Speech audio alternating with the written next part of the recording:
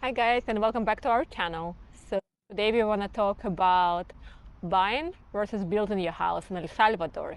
So yes, so we're gonna be talking about the differences of buying versus building. I believe that you have some pros and cons. So we're gonna be discussing about that. I'm gonna hand it over Julia to talk about the advantages of buying. So I feel like it's a lot easier to buy your property in El Salvador, especially if you live in Canada or United States, because you can just have a turnkey house and buy furniture and be done. But if you have to start from the beginning, you just have to prepare to deal with a lot of stress, a lot of time, and it will take about 2 to 3 years to complete your construction. That's correct. So basically, when you're buying, yes, you have a set price. You purchase and then you move in. It is end of the story, right? So yes, you're gonna have to put some of your personal touches, maybe landscape, but that's it. So how much you are basically saving?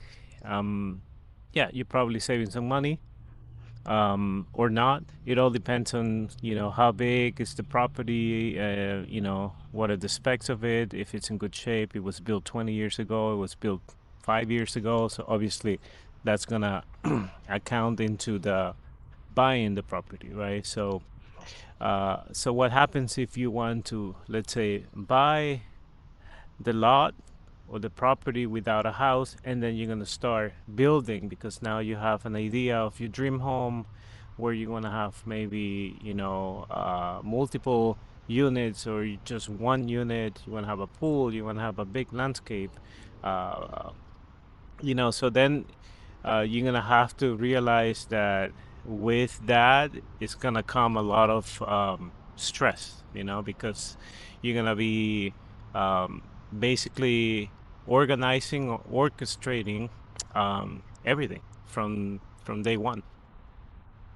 And also because probably you live in the United States or Canada, you will have to do everything online. So you cannot basically check daily how's your construction going. You can only trust your company or the person you work with and travel there maybe every like 3 to 4 months. Case, we decided to find a property where we have the potential to build, um, and so we are making this video in regards of that because even though it is a nice project what we came out with and everything that we did, it was basically our taste and our vision, our architectural design and everything.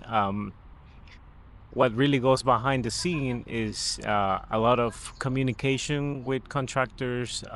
Since you're not present, you always, on the phone, you're always getting videos, and then every 3 to 4 months we'll travel, and then we'll go and take a look at the progress of the property and the construction itself. So there will be things that we wouldn't be happy about it. There will be things that we'll be really excited about. So that's something to keep in mind, that you're gonna have to put some time daily to make sure that everything is according to the plan and everything is according to the standards that you are having an expectation. So that is gonna take some stress and sometimes anxiety, and I think that is something that you should have in mind before you commit to something like that.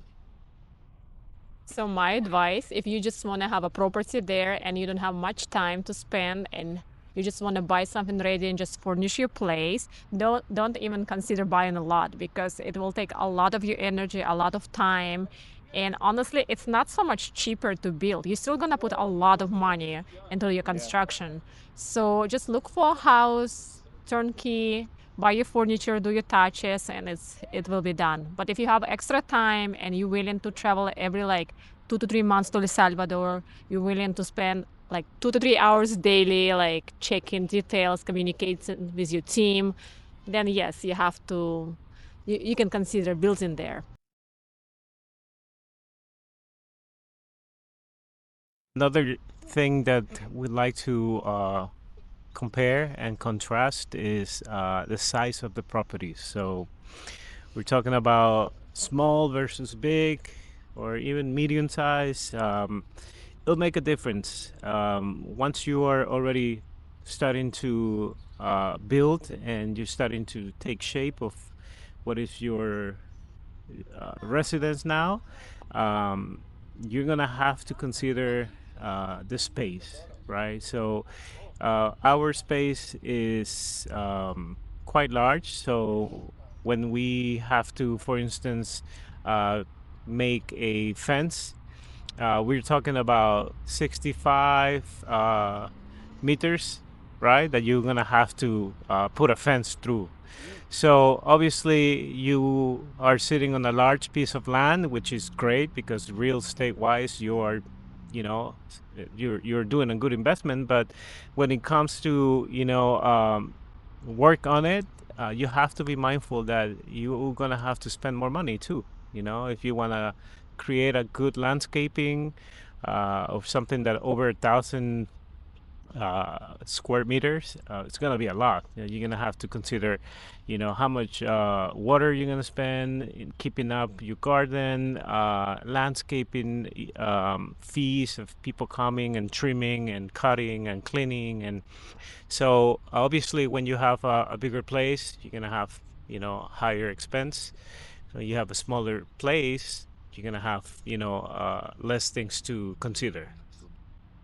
Yeah, and like Ramirez said, that our place is on the bigger side. So a lot of places we were finding were like 10 by 20 meters, which is like a Standard. lot smaller than our place. And basically, we will have to invest 6 times less, right? Because Yeah. our side is 60 meters instead of 10 meters, which is normal size, like standard size there.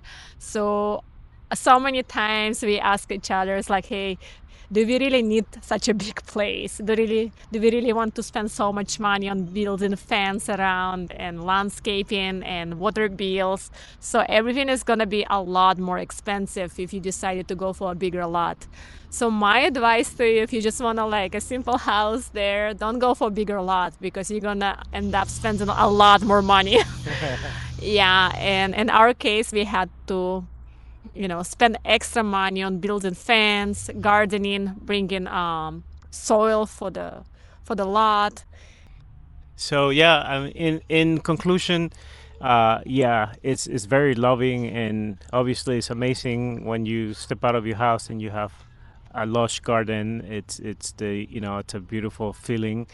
Um, but then things these are things that we have lived and we have experienced, and so I know there is so many people out there who are looking to create their dream home in El Salvador. So we always like to inform and keep everybody updated, and just what is our experience has been, and things that could potentially help you, in your next search for that, paradise and loving home.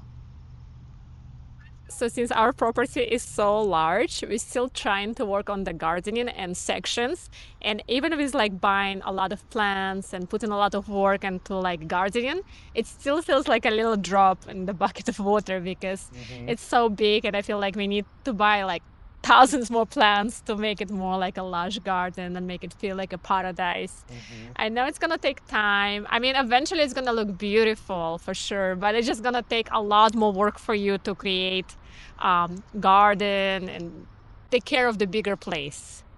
To summarize and just give you guys a wrap up conclusion here, um, buying versus building Versus buying. versus buying, it's really up to you. I think the experience of building, it has been rewarding in some extent.